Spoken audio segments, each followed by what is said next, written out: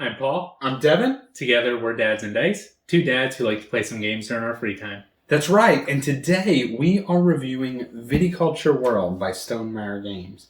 Viticulture World is the cooperative expansion to Viticulture, and in Viticulture World, you are now traveling across the world, opening up vineyards, and trying to collect as many victory points, as well as working together to influence those different continents.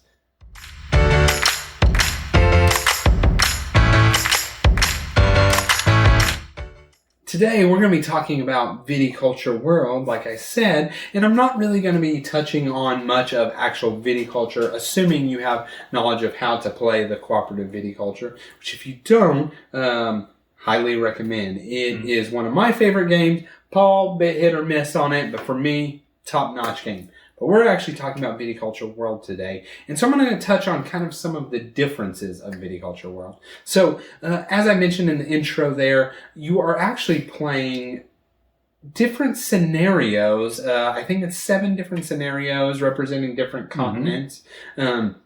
And they've got an intro, and then each continent kind of gets a little bit harder. And so each continent has its own deck of cards. And they have different objectives or different ways to kind of do things. And each one is very unique. And I really like that part of the game. But really, ultimately, you're playing on a totally different board that's still kind of the same viticulture that you know. You have your summer worker or summer season to do actions. You have your fall season or winter season to do actions. But you also get these new little innovation tiles. And the innovation tiles will make the actions better in kind of 2 different ways. The first way is the rectangular innovation tiles actually beef up the action that you're going to. And usually it's in a pretty significant way. And then you have the oval innovation tiles that take it from the competitive worker placement to now allowing any amount of workers to go to that place. And it's really kind of a cool mechanic and really kind of a strategic way of how you use those two. And we want to make this one better, but we want to make that one where we can both go to. And I just really like the way that they did that. The other thing is, in Viticulture World, you used to start with a couple workers and train more. In this one, you actually get to start with all of the workers here.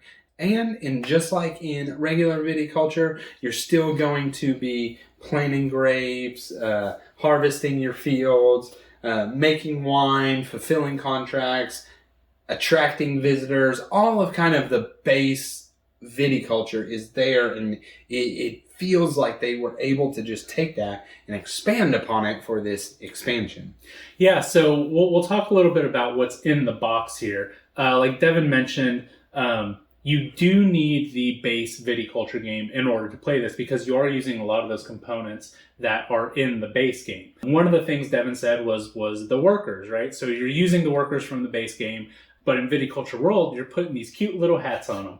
And honestly, that was one of the things that I was super attracted at the game for, right? Like, they have these cool little hats, and they actually look really cool. The unfortunate part is you're working to take those hats off. So you're still training your workers. The yellow hats represent a summer worker, the blue is a winter worker, and you can only place them in there. So your goal is to get their hats off and let them work wherever. Like I said, it was something that I wish you could keep on for the game just for looks.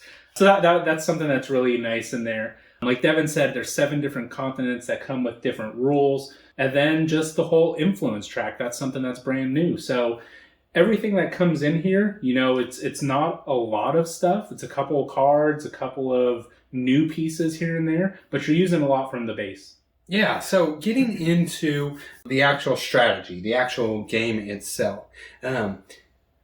I am a very big fan of viticulture, and so I was excited to see this because I like competitive games, right? And so part of viticulture is it's competitive, and I like the race feel, and so I was curious how that translated into the cooperative, and if it still felt like a race, and if it still was me trying to maximize my efficiency with how I planted, harvested, used workers, got victory points.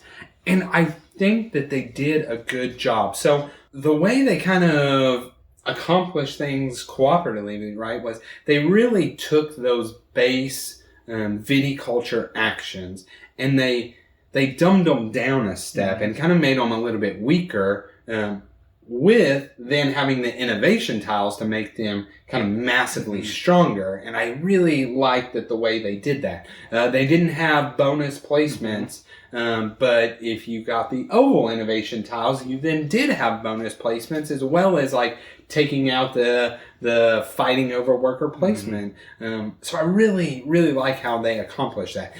I would say that the innovation tiles themselves are really kind of, they're a lot of the bulk and the meat of viticulture world. It's you innovate quick and often, and just the innovation are really the key. And you kind of take those early innovation tiles because they come out randomly, and so you take those early ones and you really kind of plan your strategy around that. And then they also add in the different continent cards, right? And I really did like them overall. They really did provide different challenges, really different puzzles is kind of the best way to do it, because the cards are the way you're going to get a whole lot of your influence. And so kind of accomplishing the different ways that they utilize the cards. It was a really neat puzzle every time. I will say that it started with Green Gully, which I think is an excellent way of teaching the game. It really walks you through the new mechanics of Viticulture World. However, kind of the way it's set up, you have like a very baby game of Green Gully, and then you have your regular Green Gully, and they actually added that kind of baby version, because Green Gully is not easy by any means. None of it is easy. And so they added the dummy ones. We played Green Gully back to back twice. And if I had just stopped there, I would have been lukewarm about the game, because it doesn't feel like it does much.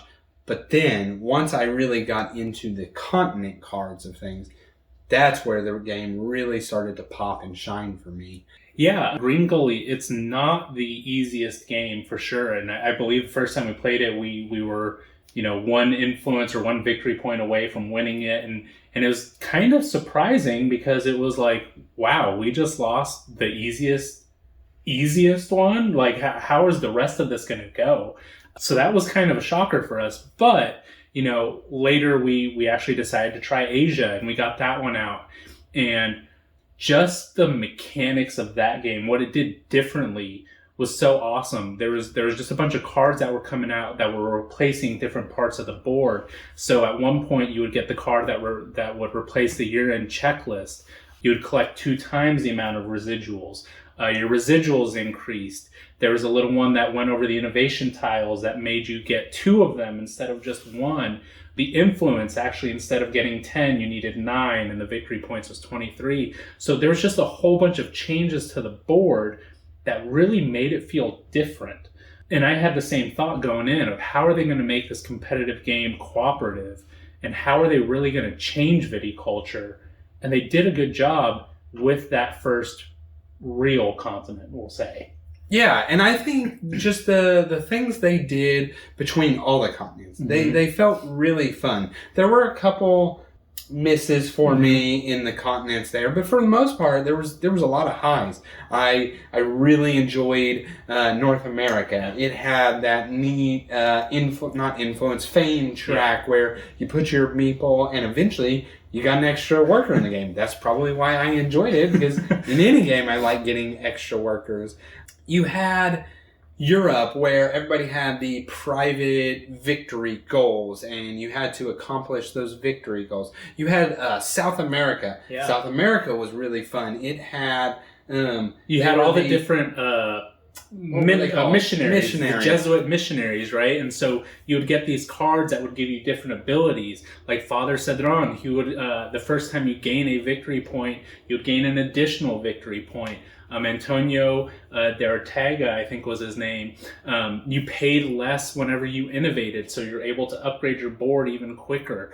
And then for the person that was behind, playing it cooperatively, they would get even more of a bonus or more of an incentive to get these cards. So that was just just another way to make viticulture different. Yeah, it was neat the way they did the different continents. Now, I will say, maybe it's because I had played so much by the time I got to the end, but unfortunately for me, when we got to the last continent, Africa, it just didn't do it for me. I didn't like that mechanic. It had to do with as a group you traded in the various types of cards. It would say something like 2 green cards, 2 blue cards, or one of each color card, or various things like that, right? And because of the mechanics of the game, it felt like you could just kind of game that, right? Like, okay, we're both in fall, gonna pass and collect the cards we need, and we'll just dump those. And it just, to me, it felt a little bit like, oh, we're just kind of gaming that little mechanic. You did get like bumps in rewards for it, but I just didn't care for that one. But for the most part, they all, I did enjoy them all. But really, it was really cool figuring out the puzzle. I have these innovation tiles. This is my goal for the round, right? Whatever it was, because a lot of them had different kind of goals for the rounds, or you're trying to progress, like I said, that fame track. And so figuring out that puzzle turn by turn. One of the mechanics that I didn't touch on was if you ever used your grande worker and you placed it with an opponent, then you could trade, and there was kind of some limitations in the trading, but ultimately it was the most valuable way to figure things out, because it's like, okay, you're building a red wine engine and you're going to trade me over some red grapes, or whatever the case was. I've got a ton of currency, you have no currency. I actually, we played a few of the scenarios together, and then I ended up playing all of it solo to the end myself. And I'm going to say 2 things about that. The first is I actually played 2 games with the Barentino solo bot. Yeah. And I did not enjoy those games. It felt like I was then having to play a whole nother game than what it was meant to be. So how it worked was the bot blocked out, and forgive me if it's not exact right, but it was 4 spaces, I believe, each season. And so that was just straight up, they were blocking. And so it then became this me figuring out how to, it was another puzzle on there that I just didn't enjoy. Like, now I'm trying to figure out how to deal with this obstacle instead of how to actually maximize the puzzle that was built. And so I ended up playing the entire 7 continents two-handed solo, and I completely enjoyed that, right? And it's just, I could do different strategies and stuff. And if you've ever played the viticulture solo, just the base box, that's basically what that is as well. It's you play this card and it blocks these different spaces. So in a way, the solo for Viticulture World kind of goes back to this competitive game that it's really not, right? So it's a competitive game that was made cooperative that's kind of made competitive again, right? So it's kind of a weird way that worked. Yeah, it didn't, to me, flow well. It was so much better when I played it two-handed, and I then could strategize. Okay, this player may not make much wine process at all, and this one is heavy into wine, and then we're using the grandes to trade things properly. This one's getting visitors and kind of other ways to bump up victory points, or maybe collecting cards that you can trade between the 2 of them. And it was just, every game was a really fun puzzle. I kept wanting to get it back to the table. I can't wait to try the next one. They did tier them in difficulty, easy. I think it was labeled easy, medium, hard. I didn't find that myself. Yeah. I actually found Asia to be one of the hardest. Now, maybe it was my least experience. Also, it could have been that we played it 2-player, and it seemed very hard 2-player. And even when I did it solo 2-player or two-handed, It seemed like one of the tougher ones. And again, I go back to Africa was what was the last one being labeled the hardest. And I thought it was really kind of easy to game. Also could have been experienced by that point. But ultimately, I did really enjoy the whole campaign. Well, I think that's really kind of what this game is good for. You said campaign, and I don't think it's really a campaign game, which is kind of what I went to this game thinking it was going to be, right? Like this scenario is going to build on this one, and then this one build on this one. But really, it's just a game where you can pick the continent that you like the best and just play the game as that continent. And I think that's really cool. Like, I'm definitely going to go back to Asia. I'm definitely going to be going back to the North America one. Like, those continents were just fun to do. And maybe after some time, maybe after you haven't played it, every night, you'll go back to Africa and see if you're still as good at Africa as you were before. So it's a cool game to go through all the continents the first time and then just pick the ones that you like. I think that's really good for the game. A couple other things that I'd like to touch on. I think Stonemaier did a really good job with this, was just promoting like the wine in different continents, because in a way it kind of teaches you about what they're doing in these places and how they're making the wine. I thought that was really cool, and that's not really the point of the game, but it's a cool little thing that they added on there. Also, giving props to them for sending out the cards to fix the conquerors that they had in South America. And then even the mamas and papas, they added some new ones in here so that all the mamas aren't just mamas and all the papas aren't just papas, right? You've got both in both. So I think that's really cool of them to do that and to just send that out and kind of, hey, this is what we're doing. Here you guys go. So I thought that was cool of them. Yeah, so that really, I think, is all we have for Viticulture World. We recommend it. It was a lot of fun. If you like if you liked viticulture and you also like kind of solving these puzzly type of game things, I think it's right up your alley. Like that's really where this game shines. So definitely recommend that. Yeah, and I will say, Viticulture it's not my favorite game. And I probably wouldn't get Viticulture to the table if it was just me. But if somebody were to present Viticulture World, I'm much more apt to play that game.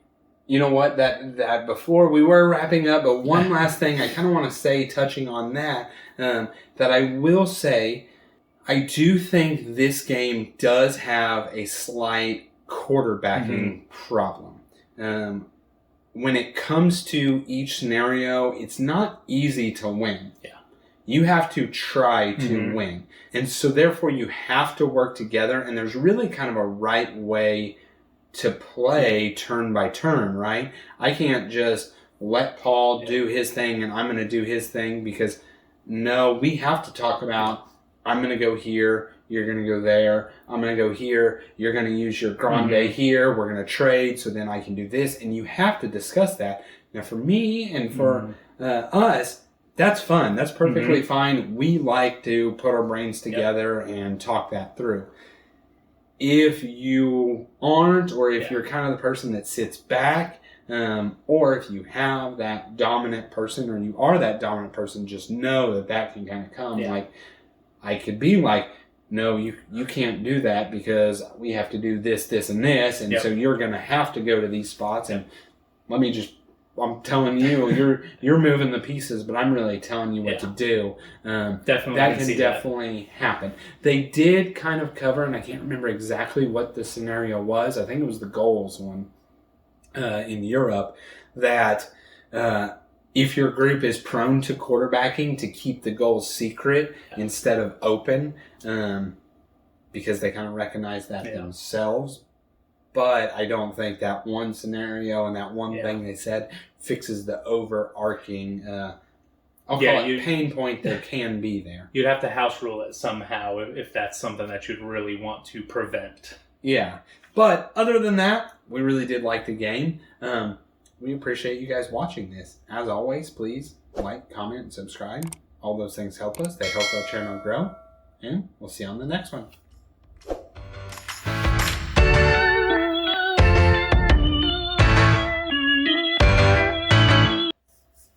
That's good. Yeah. Okay. Oh, and then that's our intro? Yeah. Okay.